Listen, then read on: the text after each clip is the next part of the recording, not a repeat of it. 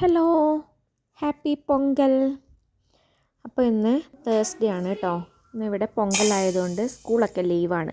അപ്പോൾ ഞാൻ വിചാരിച്ചു ഒരു നെയ്പ്പായസം ഉണ്ടാക്കാമെന്ന്. അപ്പോൾ ശരിക്കുള്ള നെയ്പ്പായസമൊന്നുമില്ല, ഞാൻ ഉണ്ടാക്കുന്ന രീതി ഒന്ന് കാണിച്ചു തരാം. ഞാൻ ഒരു ഗ്ലാസ് ദോശ റൈസ് ഉണ്ടല്ലോ, പച്ചരി, അത് വെള്ളത്തിലൊന്ന് കഴുകിയതിന് ശേഷം ഒരു 10 മിനിറ്റ് കുതിരാനായി മാറ്റി വെച്ചിട്ടുണ്ട്. നന്നായി കഴുകിയിട്ട് ഒരു 2-3 പ്രാവശ്യം കഴുകിയതിന് ശേഷം ഒന്ന് വെള്ളം ഒഴിച്ച് മാറ്റി വെച്ചിട്ടുണ്ട്.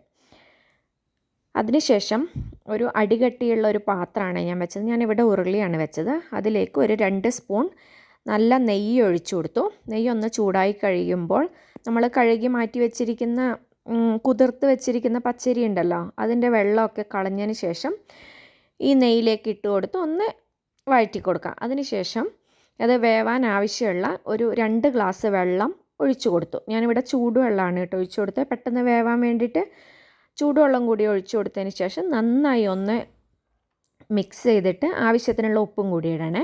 ഉപ്പും കൂടി ഇട്ടതിന് ശേഷം ഒന്ന് വേവിക്കാനായി മാറ്റി വയ്ക്കാം. കുറച്ച് ഉപ്പിട്ടാൽ മതി, കാരണം ജാഗരിയിൽ അത്യാവശ്യത്തിന് ഉപ്പുണ്ടാവുമല്ലോ, അതുകൊണ്ട്.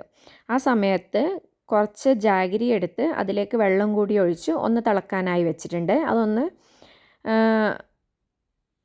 ശർക്കര പാനി ഉണ്ടാക്കാൻ വേണ്ടിയിട്ടാണ്.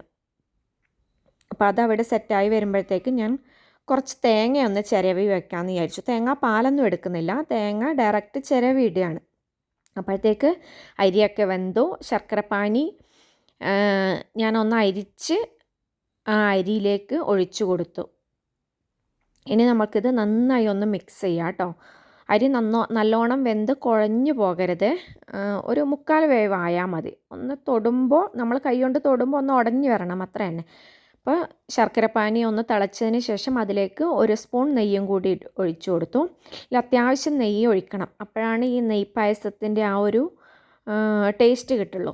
ഒന്ന് തിളച്ചൊന്ന് എല്ലാം കൂടി മിക്സ് ആയതിന് ശേഷം അതിലേക്ക് കുറച്ച് തേങ്ങ ചിരവിയതും കൂടി ഇട്ട് കൊടുക്കാം. അതിന് ശേഷം ഞാനൊരു 4 ഏലക്ക ഒന്ന് പൊടിച്ചിട്ട് കൊടുക്കുന്നുണ്ട്, അതും കൂടി ഇട്ട് കൊടുത്തു.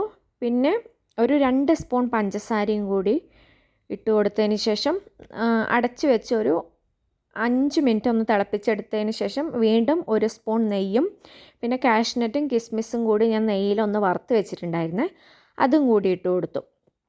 ഇപ്പോൾ ഈ വീട് മൊത്തം നല്ല സ്മെല്ലാണ് കേട്ടോ ആ ഒരു നെയ്പായസത്തിൻ്റെ. അപ്പം നിങ്ങളിങ്ങനെ നെയ്പായസം ചെയ്യാറുണ്ടോ എന്നൊന്ന് പറയണേ കേട്ടോ. വീഡിയോ ഇഷ്ടപ്പെട്ടാൽ ലൈക്ക് ചെയ്യുക, ഷെയർ ചെയ്യുക, സബ്സ്ക്രൈബ് ചെയ്യുക. Thanks for watching.